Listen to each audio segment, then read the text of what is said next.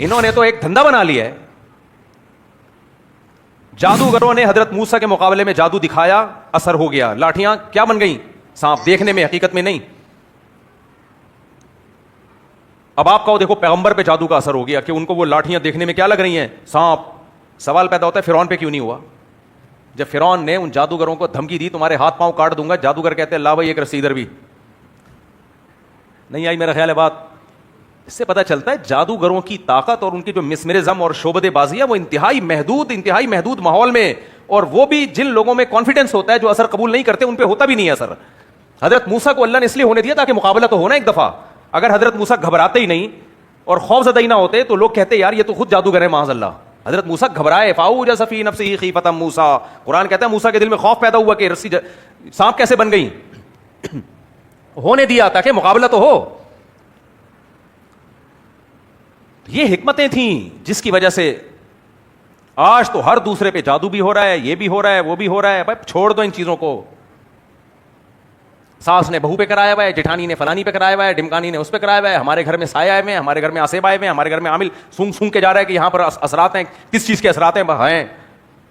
Doctor آپ کو بولو, آپ بولے آپ پہ اثر ہے, آپ بولو ڈاکٹر صاحب کس کا اثر ہے؟ بخار کا اثر ہے, نزلے کا اثر ہے, بس بولے ڈاکٹر صاحب مجھ پہ ہونا ہو, آپ پہ ضرور ہے. آپ کو اثر کا پتہ چل رہا ہے, مؤثر کا پتہ نہیں چل رہا ہے کہ اثر ڈالا کس نے. اس لیے میرے بھائی میرے مرنے کے بعد بھی ناملوں کو برا کہنا ہے, کیونکہ میں نے دیکھا ہے ان کی محبت دل سے نہیں نکلتی, ان کی عقیدت دل سے نہیں نکلتی. میں جتنا مرضی چیخوں گا, چلاؤں گا, آپ کو کسی عامل نے تھوڑا سا کوئی شعبدہ دکھا دیا, آپ نے پھر اس کا ہو کے رہ جانا ہے. سمجھ میں آ رہی بات؟ تو یہ ایک مزاج ہوتا ہے لوگوں کا, جس کا یہ مزاج ہے نا اس کو یہاں سے نکالنا بہت مشکل. ہمارے حضرت مفتی رشید احمد صاحب رحمہ اللہ تعالی فرمایا کرتے تھے کہ مزاج بھی ہوتا ہے مذہبی لوگوں کا. کچھ مذہبی لوگوں کا مزاج توحید پرست, کچھ کا مزاج بدعتی, کچھ کا مزاج شرک والا, تو ان کو شرک کی باتیں اچھی لگتی ہیں. بدعتی مزاج کا آدمی ہوگا اس کو بدعت کی باتیں اچھی لگیں گی. توحیدی مزاج کا آدمی ہوگا اس کو توحید کے دلائل اچھے لگیں گے. یہ بھی ایک مزاج ہوتا ہے. مسلمانوں میں ایسے لوگ ہیں جن کو توحید پر بیان ہی نہیں اچھا لگتا, ان کو تکلیف شروع ہو جاتی ہے. ان کو آپ تھوڑا سا کس سے سناؤ گے وہ فلانے کی کرامات, اس میں یہ کر دیا, اس میں وہ, واہ ایک دم ان کو مزہ آنا شروع ہو جاتا ہے.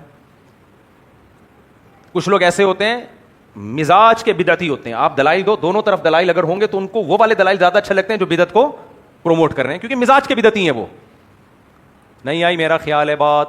اس کی مثال ایسے ہے, کچھ لوگ مزاج کے میلے ہوتے ہیں, گندے. ان کو اگر آپ نہانے کے فضائل بتاؤ, اگلے جمعے بیان سننے آئیں گے, وہ بولیں گے یار کیا ہر دفعہ مفتی صاحب نہانے کے فضائل بتاتے ہو, یار صاف ستھرے رہنے کے فضائل بتاتے ہو, میں پانی کی مچھلی سمجھا ہوا ہے آپ نے کیا؟ کیوں؟ ان کے مزاج میں نفاست نہیں ہے, ان کے مزاج میں کیا ہے؟ گندگی. ان کو برا لگے گا یار کیا پانی کی مچھلی بنا دیا ہمیں. کچھ لوگ مزاج کے نفیس ہوتے ہیں, مزاج کے, ان کو ان کے سامنے صفائی ستھرائی کے فضائل بیان کرو ان کو مزہ آتا ہے, کہتے ہیں یار اگلے ہفتے بھی اور زیادہ بیان کرو. کچھ لوگ مزاج کے توحیدی ہوتے ہیں, ان کے سامنے توحید بیان کرو ان کی بانچھیں کھل جاتی ہیں, ان کا خون بڑھ جاتا ہے ان کے جسم میں.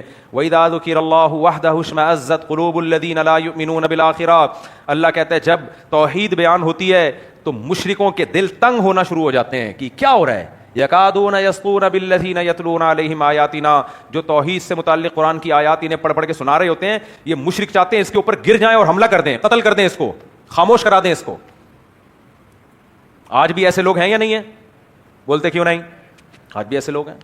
آپ کسی مزار پرست آدمی کے سامنے جا کے اللہ کی کبریائی بیان کرو کہ صرف اللہ کے سامنے جھکنا چاہیے, عبادت صرف اللہ کی کرنی چاہیے, تمام قسم کے اختیارات صرف اللہ کے پاس ہیں, نفع اور نقصان کا اکیلا مالک صرف اللہ, اللہ کے سوا کسی کے پاس یہ اختیار